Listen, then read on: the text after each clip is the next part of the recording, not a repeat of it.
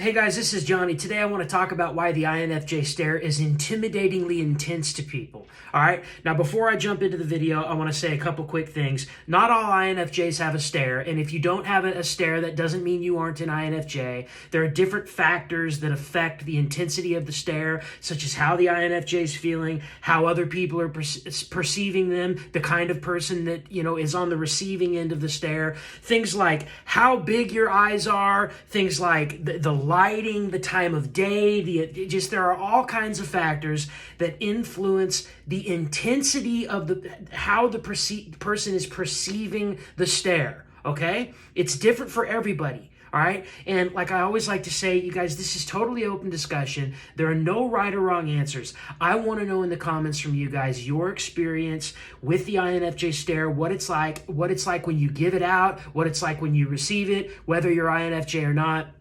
This is all things INFJ stare. Share your comment. Let me know. I'm fascinated to know. Okay, you guys, here's the thing. If you're an INFJ, you more often than not, and often without even realizing it, have this intensely intimidating stare. And I'm going to give you the short answer and the long answer. The short answer is that you are literally, you're reading someone, or you're observing them, or you're seeing them as they truly are, their true nature. And here's why, okay? You have dominant introverted intuition, which is deep insight, possibilities, pattern seeking, meaning, symbolism, significance, all right? The truth of things, deep knowledge, deep insight. That is your dominant cognitive function, introverted intuition.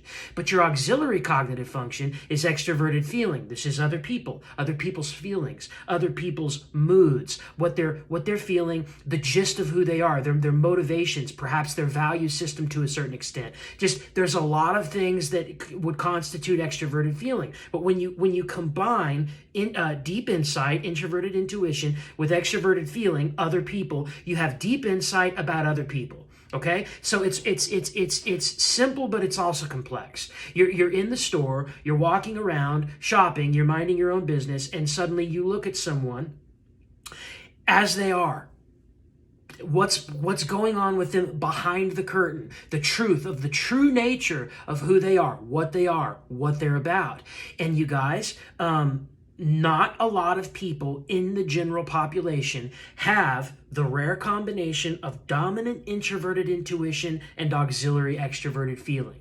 It is an unusual combination, and people do not see that pattern, that combination of cognitive functions in action very commonly. They don't see that. When other people are walking around and making eye contact with people, right? First of all, 75% of the population use a sensory learning style. Okay, so that they either use extroverted sensing or introverted sensing in either the dominant or the auxiliary slot of their cognitive function stack.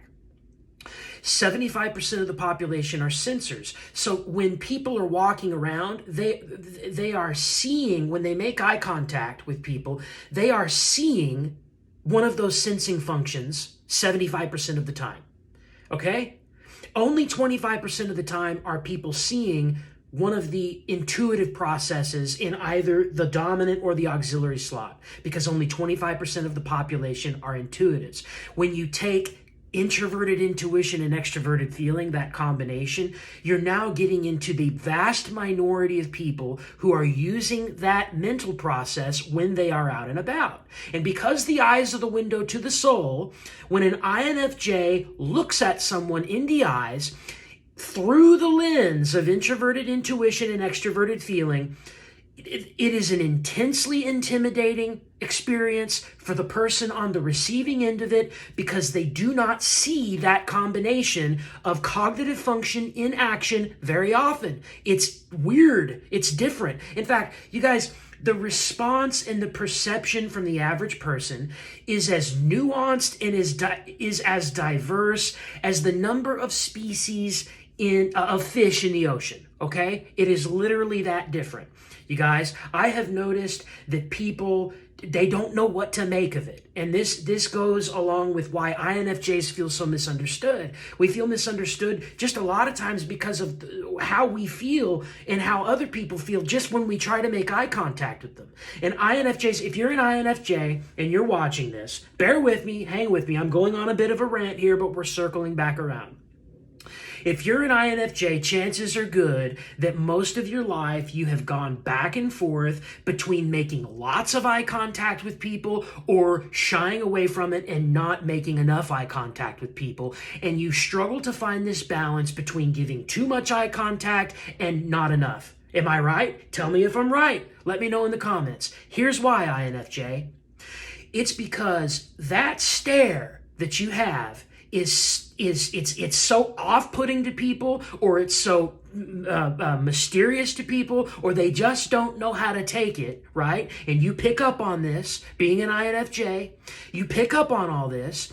So you wage an internal war with yourself on how to strike an accurate balance of the proper amount of communication to deal with people, because you see how your stare is affecting them, and you also recognize within yourself the sorts of emotions and the energies that you are taking in from the other people when you observe their reactions to your stare. It's crazy. It is intensely intimidating to people. It is intimidatingly intense for a variety of good, neutral, or negative reasons. And it is because of introverted intuition and extroverted feeling, okay?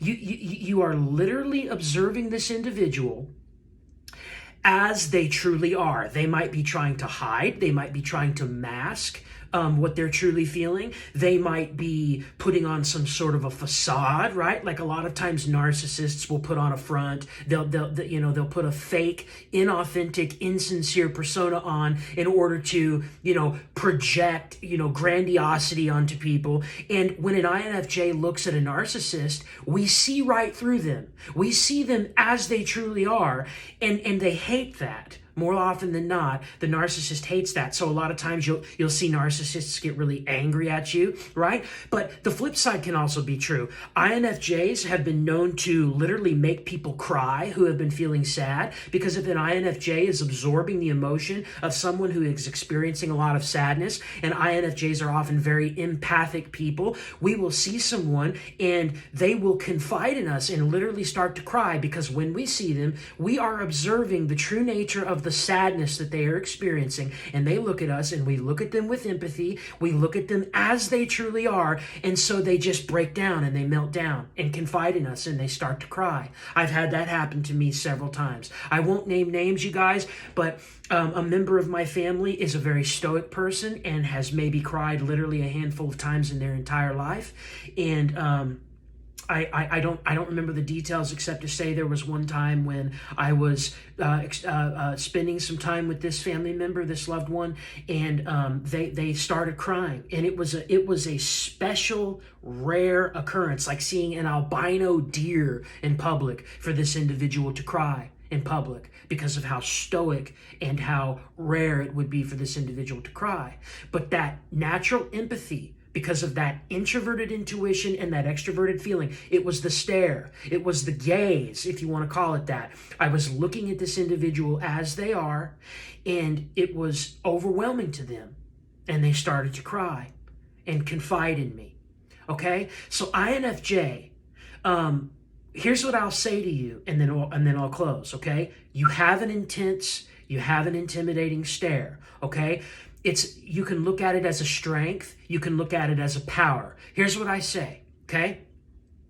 Look at people as they are. Do not be judgmental of them or rude to them, okay? Set boundaries around people. Understand that you're going to have this intense energy. Do not use this stare to hurt people, to judge people, or to do anything. But on the flip side of it, do not be overly empathic to where you're trying to make a connection with absolutely everybody. You have to care for yourself. You have to take care of yourself, okay? So you have to, mind your own business and not stare at people too much. Don't make too much eye contact with too much people, but also don't do to where you're not doing enough. But have a balance to where you're taking care of your needs, you're meeting your needs.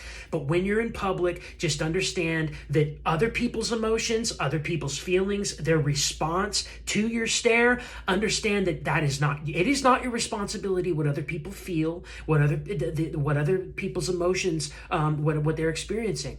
It's not your responsibility, okay? You might feel a tendency to feel shame or to feel guilt because you are absorbing that energy of that other person. You're literally taking it in, and you're thinking, okay, because this person is feeling this now based on the fact that I just looked at them and read them in the state that they're actually in, I must be responsible for that. No, you're not responsible for that, INFJ. Their emotions and their moods are their responsibility, okay?